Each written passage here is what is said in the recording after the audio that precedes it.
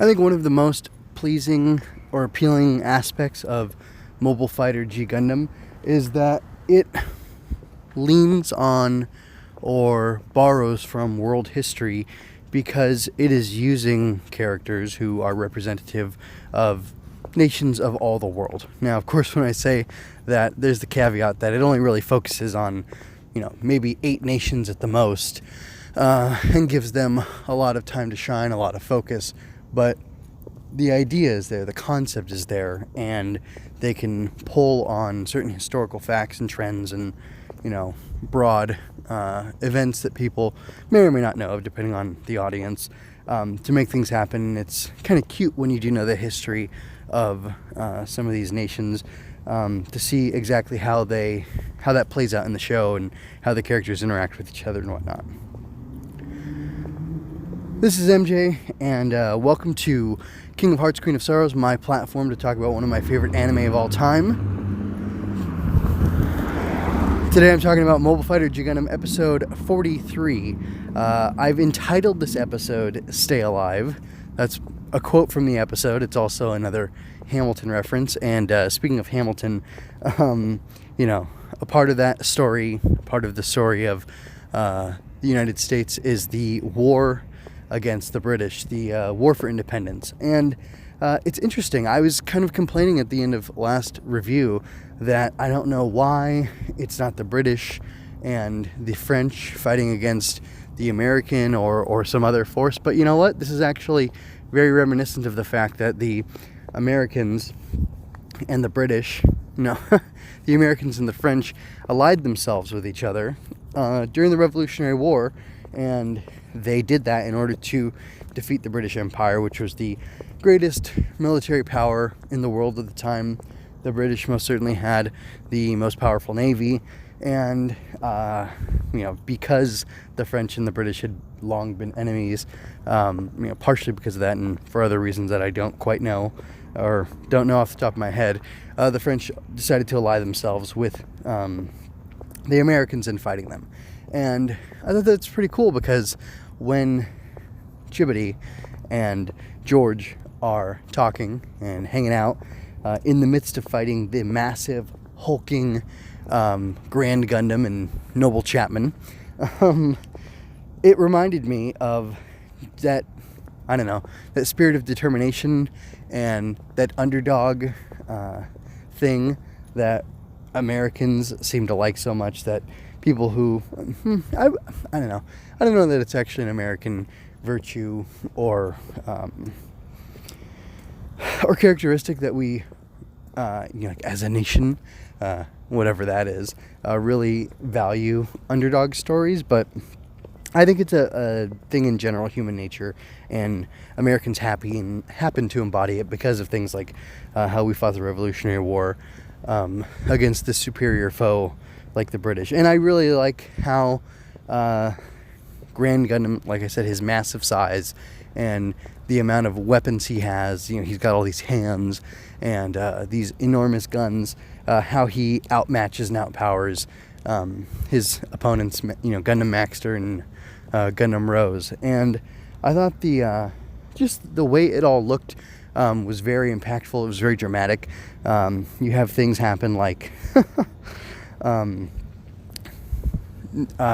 guess I don't think they state clearly that George runs out of rose bits, but by the end he's basically down to 1 rose bit, and Chibodee is most definitely down to 1 shot, and we see that they plan on tricking Noble Chapman to coming out and exposing himself to the 1 shot that Gundam Maxter has, and he's unable to do it, which was pretty great. He totally whiffs, and the way that scene was constructed, there's all this tension built up. We get to see basically what's going to happen, and then Grand Gundam slowly comes into shooting range, and then I can't remember why at the last moment he misses, but then when Chibodee fires, it whiffs, and the way they kind of draw it out so you can see the bolt of the blast, grazing, not even hitting, but just like inches away from Grand Gundam's face. It's probably feet, really.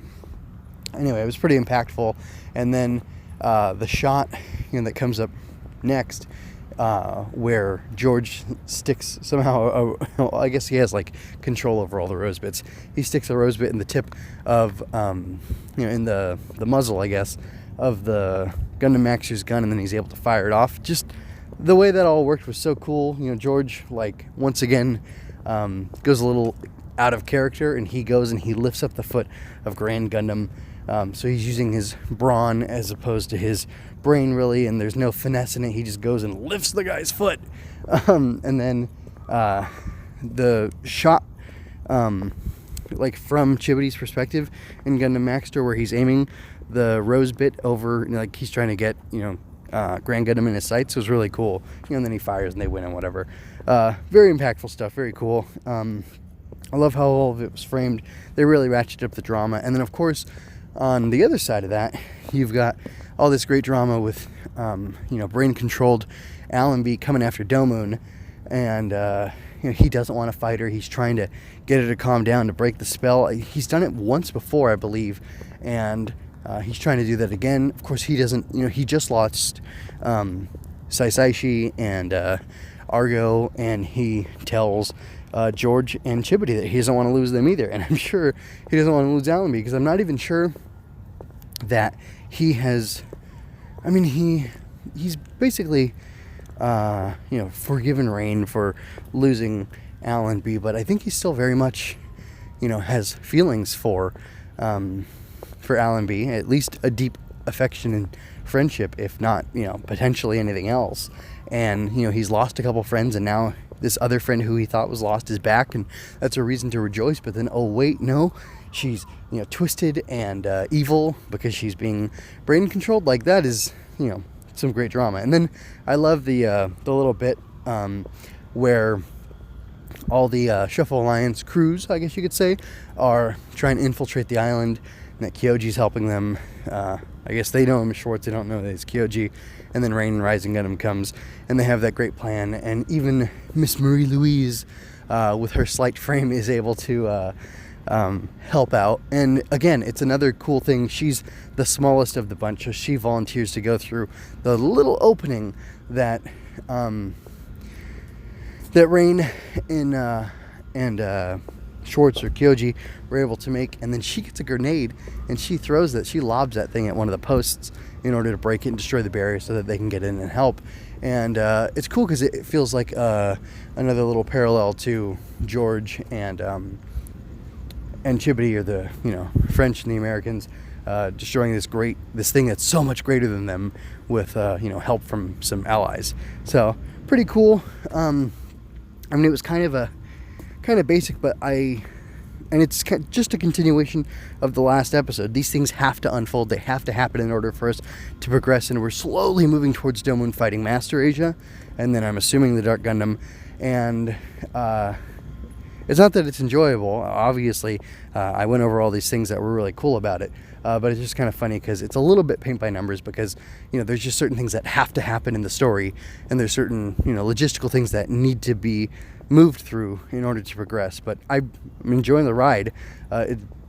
Well, you already heard how much I enjoyed it, so I'll go ahead and stop. And have any questions? I don't have any questions for you. Catch me on the next one. And that's all I have to say. Remember, folks, go out there and grasp happiness. MJMunoz.com is home for all my work. Podcasts and reviews of anime, tokusatsu, Star Wars, and more.